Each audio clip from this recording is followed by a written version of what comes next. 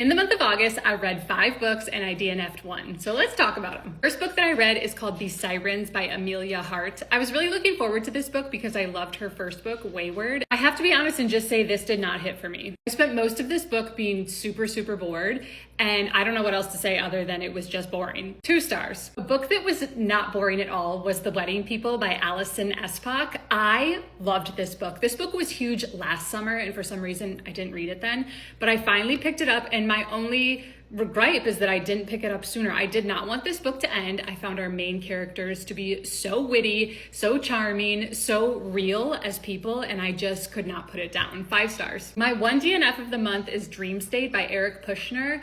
Honestly, this was a soft DNF. I might pick this up again, but I don't think that this was the right time for this book.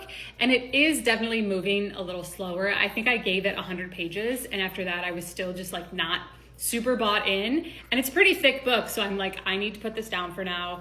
I may come back to it or I may just not, but I did DNF it. But a book that I did not DNF, not even close, is Atmosphere by Taylor Jenkins Reid. I am a Taylor Jenkins Reid junkie. I have read all of her books. I have never rated one of her books less than 4 stars. She has written some of my favorite books of all time, and this was no exception. It was so well done. She's so good at bringing emotion out in her characters. They have so much depth to them, and this was a love story, but it was also a lot about women and what they go through trying to be all things to all people. It crossed over in a lot of different ways, and I could not stop. It also was kind of thrilling, like you were going back in time, you were going forward in time. I was on the edge of my seat. 5 stars. Next we have The Names by Florence Snapp.